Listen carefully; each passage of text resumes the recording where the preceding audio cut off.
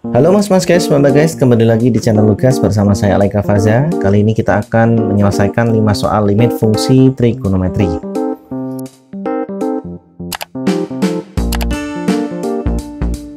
Ini adalah 5 soal yang akan kita bahas di video kali ini ya mas guys, perhatikan soal-soalnya.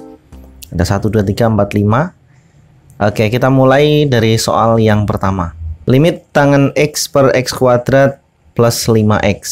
Nah, sebelum kita ngerjakan soal ini, ada yang perlu saya sampaikan ya. Barangkali kalian lupa. Ini adalah sifat-sifat tentang limit fungsi trigonometri ya. Yang dengan X mendekati 0 ya. Limit X mendekati 0, misalkan yang pertama ada AX per sin BX gitu ya. AX per sin BX hasilnya adalah A per B. Nah, begitu juga dengan limit X mendekati 0 sin ya, sin AX per BX. Ini juga sama.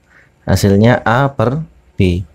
Nah, kemudian yang kedua, limit X mendekati 0. Nah, sekarang fungsi tangen ya. Jadi AX per tangen BX. Nah, seperti ini. Ini sama dengan A per B. Begitu juga sebaliknya. Ya, limit X mendekati 0 tangen AX per BX ya, ini juga hasilnya adalah A per B. Yang terakhir ya, sin dengan tangen atau sebaliknya. Jadi sin AX per tangen BX ya, itu sama dengan limit X mendekati 0 untuk fungsi tangen AX per sin BX. Hasilnya berapa? Hasilnya A per B. Nah, jadi ini adalah sifat-sifat yang akan kita gunakan untuk mengerjakan kelima soal yang tadi saya tampilkan di awal video ya. Oke, sekarang kita kembali ke permasalahan, yaitu limit tangen X per X kuadrat plus 5X. Nah, kalau bentuknya seperti ini, jangan lupa kita harus melakukan langkah awal, yaitu mensubstitusikan X ya mendekati 0 ini ke dalam fungsi yang ada di sebelah kanannya limit ya. Jadi substitusikan tangen 0 ya. Tangen 0 per 0 kuadrat ditambah 5 kali 0. Hasilnya berapa? 0 per 0. Karena 0 per 0 berarti ini tidak diperbolehkan atau tidak diizinkan. Lantas bagaimana? Kita harus mengubah bentuknya. Nih, guys. Jadi tangen X masih utuh per ya. Nah, X kuadrat plus 5X nya kita ubah menjadi X dalam kurung X ditambah 5 seperti ini ya. Jadi hanya mengubah bentuknya saja ya. X kuadrat plus 5X kan sama ini. Nah, berikutnya kita perhatikan di sini ya, ada tangen X per X ya. Nah, A nya 1, B nya 1. Berarti ini bisa kita ubah menjadi bentuk limit X mendekati 0. Tangen X per X kan hasilnya 1 ya. Nah, berarti 1 per ini X plus 5 nya masih utuh. Nah, seperti ini. Nah, berikutnya kita substitusikan ya. X mendekati 0 kita ganti gini sini ya. X nya ganti 0. 1 per 0 ditambah 5 sama dengan 1 per 5. Nah, jadi seperti ini ya guys. Itu caranya. Sekarang kita lanjut ke soal nomor 2. Limit 2 sin kuadrat 2X per 3X tangen 3X. Seperti biasa kita substitusikan dulu ya. Coba 2 sin kuadrat 2 kali 0 ya. Kemudian per 3 kali 0 tangen 3 kali 0. Berapa nih hasilnya? Hasilnya adalah sin kuadrat 0 ya. Berarti 0 per ini 0 ya. Ini tidak diperbolehkan juga. Berarti harus kita ubah bentuknya. Ya, bentuk soal ini limit X mendekati 0. Ini 2 sin kuadrat 2X. Saya coba menguraikan. Jadi 2 sin 2X dikali sin 2X ya. Jadi sin kuadrat 2X itu maksudnya sin 2X dikali sin 2X. Kemudian pembaginya atau penyebutnya 3X dikali tangen 3X. Nah, perhatikan nih guys ya. perhatikan. Nah, ini sin 2x dibagi tangen 3x. Ini sesuai dengan sifat yang tadi ya, berarti 2x per 3x jadinya 2 per 3. Kemudian ini sin 2x per 3x juga tadi sifatnya sudah saya sampaikan 2 per 3 juga. Nah, tinggal di depan masih ada 2.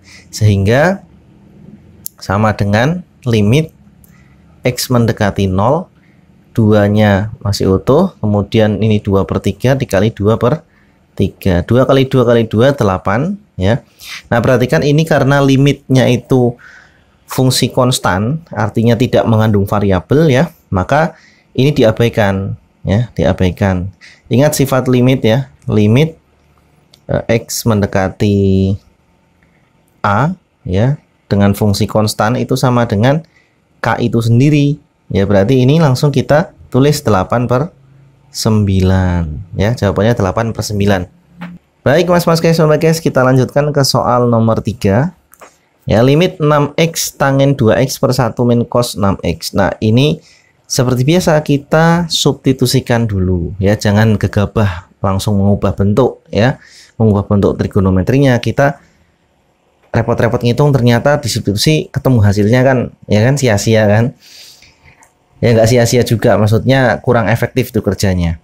Oke, 6 kali 0 ya, ini berarti 6 kali 0 tangen 2 kali 0, udah jelas nih 0 nih ya. Terus 1 min cos ya, 1 min cos 6 kali 0, ini atas hasilnya 0 ya. Kemudian 1 per 1 min cos 6 kali 0, cos 0 berapa? 1 ya, hasilnya berapa? 0 per 0. Ini juga tidak memenuhi atau tidak diizinkan ini ya. Oke, berarti kita gunakan cara lain, yaitu mengubah bentuk soalnya. Limit x mendekati 0 ya. Oke, sebelum saya tulis ini akan saya saya pisah-pisah dulu mas guys. Jadi yang bentuk pembilang ini kan sudah beres ya, artinya tidak ada bentuk ini tan sama 6x kan nggak ada masalah. Yang bermasalah itu adalah ini cos 6x. Di sifat-sifat yang di awal video tadi kan nggak ada cos ya, adanya sin sama tangen. Nah, bagaimana mengubah cos biar menjadi sin ya? Nah, masih ingat nggak rumus sudut rangkap ya? Rumus sudut rangkap itu misalkan begini, cos 2x itu ada 3 bentuk ya, 3 bentuk. Yang pertama bentuk cos kuadrat x min sin kuadrat x, ini bentuk pertama. Kemudian bentuk keduanya 1 min 2 sin kuadrat x ya. Kemudian bentuk ketiganya 2 cos kuadrat x min 1. Nah, dari 3 bentuk ini tujuan kita tadi kan mengubah cos menjadi sin ya. Kalau kita pilih yang pertama ya, ini masih ada cosnya di sini. Kemudian kalau kita pilih bentuk ketiga masih ada cos juga. Nah, yang ada sin, hanya ada sin, berarti yang bentuk kedua. Nah, ini juga perhatikan hubungan antara sudutnya nih mas guys. Ini dari 2x menjadi x, artinya ketika nanti dijadikan cos 6x ya, sudutnya berubah menjadi 6x ya, cos 6x berarti nanti separuhnya, jadinya 1 min 2 sin kuadrat 3x. Nah, gitu. Nah, kemudian nanti ini kita akan masukkan ke dalam fungsi yang ini ya, yang saya lingkari merah ini, cos 6x nya kita ganti dengan 1 min 2 sin kuadrat 3x. Oke, kita tulis limit x mendekati 0 ya, 6x kali tangen 2x per 1 min dalam kurung, ini kita masukkan 1 min 2 sin kuadrat 3x. Nah, seperti ini, sama dengan limit x mendekati 0, fungsinya 6x tangen 2x per ya, 1 dikurangi 1, ini distributif ya, negatif 1, jadinya 1 kurangi 1 habis, terus kurangi min kalikan min di sini, jadinya positif, jadinya 2 sin kuadrat 3x sama dengan, nah di sini kita uraikan nih penyebutnya ya, penyebutnya kita uraikan 6x ini masih utuh. Nah, yang penyebut ya jadinya 2 sin 3x kali sin 3x seperti itu. Nah, ini bisa nih tangent 2x dengan sin 3x ya, hasilnya 2/3.